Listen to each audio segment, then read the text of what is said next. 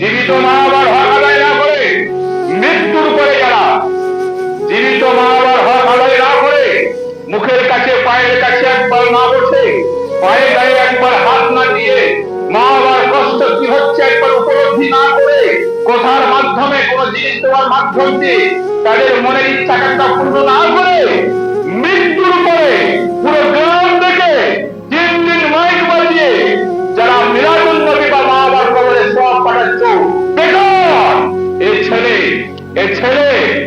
ছেলের জন্য মহা শাস্তি অপেক্ষা করছে। কারণ জীবিত অবস্থায় মা বাবাকে সন্তুষ্টি আদায় করতে পারে যে সন্তান, আল্লাহ বলেন সেই সন্তান আমার নারাজি রেঞ্জের মধ্যে পড়ে গেছে, আমার অসন্তুষ্টি রেঞ্জের মধ্যে পড়ে গেছে। কারণ আমার নবী খবর দিয়েছিল জীবিত সন্তান, যে জীবিত সন্তানের উপরে তার বিহেভ ব্যবহার দায়িত্ব হক পালনের মাধ্যম দিয়ে তার মা বাবা সন্তুষ্ট থাকে, আমি আল্লাহ কত মুহূর্তে তার উপরে সন্তুষ্ট হয়ে যাই। যে সন্তানের প্রতি তার মা বাবা অসন্তুষ্ট থাকে, আমি আল্লাহ তার প্রতি অসন্তুষ্ট থাকি। যেহেতু মা বাবার হক ঠিক মতো পালন করে নাই, জীবন দশায় ঠিক মতো মা বাবার সঙ্গে ভালো ব্যবহার করে নাই, মা বাবা অসন্তুষ্ট অবস্থায় কবরে গেছে, আমি আল্লাহ কিয়ামত পর্যন্ত অসন্তুষ্টই থাকবো। হে নামাজিরা, মসজিদে আসার আগে, নামাজের পাটিতে দাঁড়াবার আগে, কোরবানি দেওয়ার আগে, কাবা দর্শন, মদিনা দর্শন করার আগে পিতা মাতার খেদমত এবং মুখদর্শনের গুরুত্ব দাও। তোমরা এই আমল থেকে বিরত রয়েছো বলে তোমাদের জন্য পাঠের বন্দোবস্ত কিয়ামত পর্যন্ত চলতেই থাকবে আল্লাহর শান্তির মাধ্যমে। কোন পীরের দোয়া করবে না। তোমরা একটা ভুল চিন্তার মধ্যে রয়েছো, মৃত্যুর পরে হিন্দুদের মতো রীতি রেওয়াজ শব্দ শান্তি হাতের মাটি বা হাতে আগুন জ্বালাবার জন্য কর্মী পরে টিনের উপরে শুয়ে থাকা, ঘাটের উপরে শুয়ে থাকা, যদিও এখন অনেকেই করে না, মোটা লেগে আরো বড়। ওদের মা বাবা মারা গেলে অমুসলিমরা নিয়ম রয়েছে, সাদা কাপড় পরতে হবে, মাথায় তেল আর চিরুনি দেওয়া যাবে না, খাবার দাবারে রেস্ট্রিকশন হয়ে যাবে। তারপরে ওরা কাপড়ে কাঁথা কম্বলে শুতে পারবে না, ঘাস মেজে শুবে।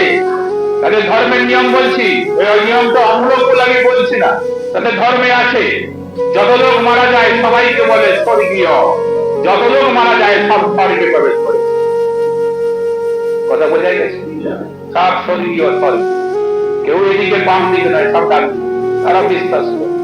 তবে নীতি কিন্তু একটা আছে, এটা না করলে প্রেতাত্মা হয়ে ঘুরবে, এটা না করলে অশরীরী আত্মা হয়ে তোমাকে দংশন করবে, গ্রাস করবে, স্বর্গে প্রবেশ করতে পারবে না, দরজা বন্ধ থাকবে। এটা না করলে দরজা খুলবে না। সেটা কি? স্বার্থ শান্তি। সেই স্বার্থ শান্তিটা ওদের মৃত্যুর উপরে মাস করতেই হবে। ভিক্ষা বৃত্তি করে হলো, সুদে টাকা মস্তক মন্ডল ব্রাহ্মণ নিয়েছে, পুজো পাঠ অর্চনা, তারপরে খাওয়া দাওয়া, টোটাল ইকুয়াল স্বার্থ শান্তি করলেই সব শেষ। পূর্ব যাওয়া সব চলে গেছে স্বর্গে। মুসলমান তারা বিশ্বাস করে মুসলমানদের মরণের পরে কালমায় তাহলিল করতে হবে, কোনো দলিল নাই। আবার বলছে মুসলমানরা মারা যাওয়ার পরে গ্রাম থেকে জানাজায় উপস্থিত ব্যক্তিরা থেকে থেকে কলমা বা ছলা পড়িয়ে খাবার দাবার ভোজের আয়োজন করার কোনো দরকার নাই, কোনো বিধান নাই। তাহলে করি কেন আমরা? সবের আশায় যদি এই কর্মপন্থা আমার বাবা আমাকে কবরে বাঁধায়, ভালো করা, ভালো করা ভালো, কিন্তু জীবিত সন্তান ওই সন্তানের জন্য না করাই ভালো। যে সন্তান জীবিত অবস্থায় পিতা মাতার হক আদায় করে না, মা বাবার মুখের দিকে দেখে না, মা বাবার কষ্ট একবার জিজ্ঞেস করে না, মা বাবার পায়ে একবার হাত দেয় না, একবার কাপড় দিয়ে দেয়নি, কি খাবে একবার জিজ্ঞেস করে বাজারে দিয়ে যায় নাই, অসুখ হয়েছে 4 ভাইয়ে ঝগড়া করে, আমি কি একবার সন্তান টাকা দেবো? 4 ভাইয়ে টানাটানি হয়, 3 দিন 4 দিন বাবের বা মায়ের স্বাস্থ্যের ব্যবস্থা বন্ধ থাকে, এই ব্যবস্থা বন্ধ থাকে। কথাগুলো কি সত্য নয়? এই মা বাবা মারা যাওয়ার পরে, মা বাবা মারা গেলে কে কাপড় দেবে তাই নিয়ে কথা শুরু হয়ে যায়। জীবিত শুনে রাখো মুসলমান, বিশ্বের মুসলমান শুনে রাখো, তোমাদের প্রতি এত আপদ কেন এসেছে তার কতগুলো কারণ বিধি তোমাদেরকে বলছে। জীবিত মা বাবাকে একবার কাপড় দিল না, শিক্ষা দিন এই সন্তানকে, ওই শিক্ষিত সন্তানকে মাস্টার প্রফেসর ব্যারিস্টার যে ভিডিও অফিসে বিএলআর অফিসে চাকরি করে, যে প্রত্যেকদিন 500 টাকা 1000 টাকা করে ইনকাম করে, এই সন্তান বছরে মা আবার কাপড় পরা লাগে একবার খোঁজ রাখে না, সাবান তেলের খোঁজ রাখে না, ওষুধের খোঁজ রাখে না, ঈদের দিনকার নতুন কাপড় ছেলেদের পরায়, এই সন্তান নিজে মা বাবার দিকে খেয়াল করে না। এ ভাই মনে করে ও ভাই দেবে, ও ভাই মনে করে ও ভাই দেবে। এই বলে পুরনো কাপড় পরে ঈদ গায়ে বেরোবার জন্য পা বের করছে। হয় কি হয় না? এই সন্তান মা বাবা মারা যাওয়ার পরে 4 ভাইয়ের মধ্যে ঝগড়া হয়, কম্পিটিশন ঝগড়া হয়, আমি আব্বার কাপড়ের কাপড়টা দেবো, ধিক্কার নয় বাবাকে কাপড়ের কাপড় দেওয়া, মুসলমানকে কাপড় দেওয়ার কোনো দাম নয়। নবীজি বলেছেন কাপড়ের অভাব হলে লতা গুল্ম পাতা ঢাকিয়ে কবর। কথা কি বুঝতে পারা যাচ্ছে? বিশ্বের মুসলমান সমাজের চরিত্রটা চিত্রটা হলো তাই।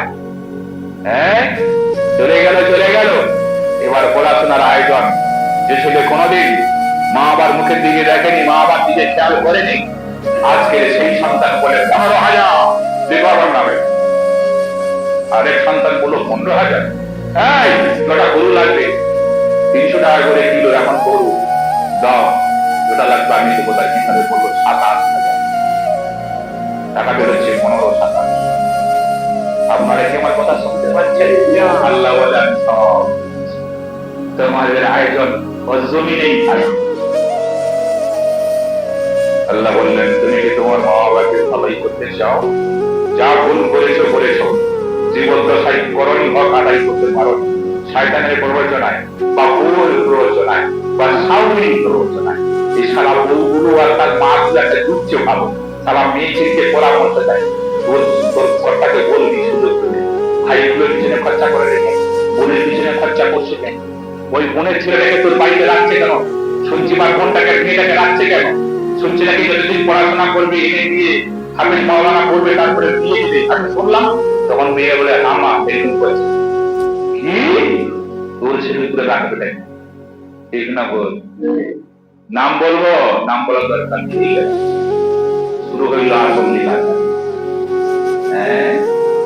সেই সন্তান মা বাবার জন্য কিছু না করে জীবন দশায়, হ্যাঁ ভুল করেছি আল্লাহ, দরকার ছিল এখন আলেমের ওয়াজ শুনে, এখন বই পুস্তক পড়ে হেদায়েত হয়েছি, মালিক তুমি বলো আমি কি করবো? বলবে বলে হ্যাঁ বলো, শুনে দেখুন পন্থা বলে দিচ্ছি, যারা জীবন করে তোমার গিন্নিকে দিতে, পায়খানা পরিষ্কার করতে, কাপড় ধোয়াতে, মা কিনতে, তোমার গিন্নি বাচ্চা সন্তানের মা ঠিক মতো পারে নাই, তুমি খোঁজ রাখো নাই। তুমি কি একদিন বসেছিলে মায়ের কাছে, কাকদ্বীপ হসপিটালে মা ভর্তি ছিল, তুমি কি একবার বারান্দাতে বসে কাপড় খেয়েছিলে? তুমি পাঠিয়েছিলে তোমার শালাকে, তুমি পাঠিয়েছিলে তোমার বোনাইকে, তুমি বাড়িতে এসে 40 দিন কাঁদতে দিয়েছিলে। আল্লাহ বলে সবাই অভিজ্ঞতা অর্জন করার চেষ্টা করলেও তুমি পারবে না, কারণ তার পন্থা তুমি বন্ধ করে রেখেছি। আমাদের কি কষ্ট হচ্ছে?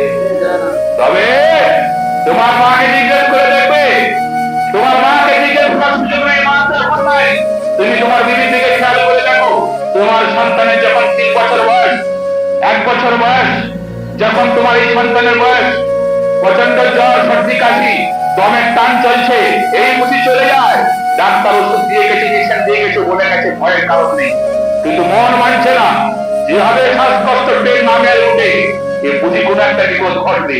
বাপ কিন্তু বেশিক্ষণ ঘুমের সঙ্গে লড়াই করতে পারলো না, খাটে গিয়ে ঘুমে গেল, মা কিন্তু দেওয়ালে টেক দিয়ে বাচ্চার মুখের দিকে চেয়ে সারা রাত বসে আছে। ঠিক না বল? ঠিক না বল?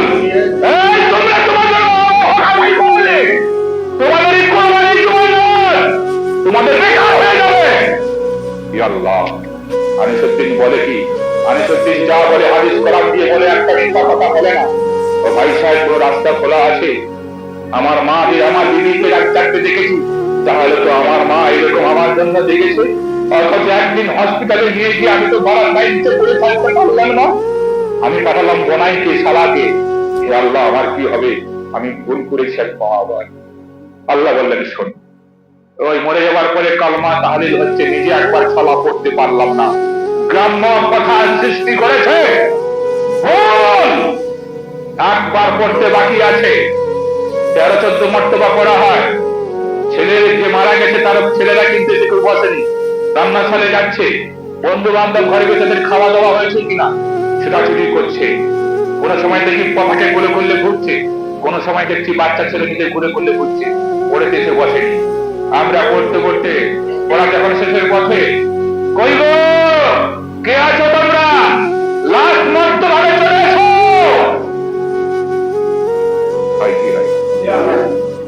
আপনারাই শিখিয়েছেন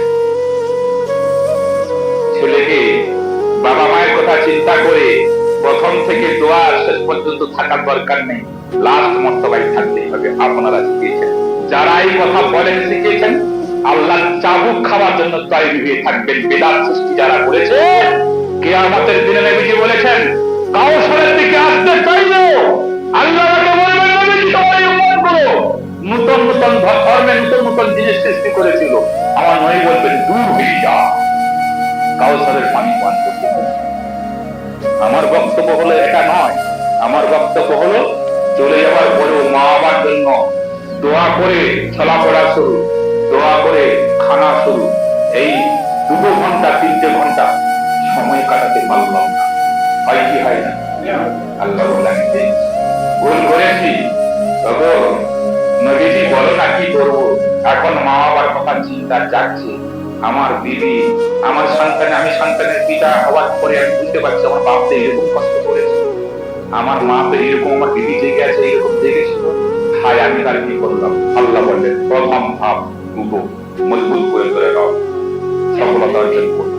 তোমার এই আচরণে, তোমার এই আমলে তোমার মা বাবাকে পাপ করে নেওয়া হবে, এক্ষুনি পাপ করে নেওয়া। যে গুণাগুলো তোমার মা বাবা করে গেছে, ভালো করে শোনেন, যে গুণাগুলো করেছে হয়তো 10 বছর, হয়তো কিয়ামত পর্যন্ত তোমার মা বাবাকে পাপ করানো হতো। খেয়াল করে দেখুন তো, আপনার মা ঠিক করে ফরজ গোসলটা করবার নিয়ম জানতো না, আপনার বাবা ঠিক মতো নিয়ম জানতো না, আপনার বাবা কত রাকাত নামাজ পড়েছে 5 ওয়াক্ত কিনা আপনি জানেন, আপনার বাবা গাঁজাকে কতবার দম দিয়েছে, অনেকের বাপ গাঁজায় দম দিত না। আমি বলবো আমার দাদুর কথা শুনেছি, বলবো নাকি?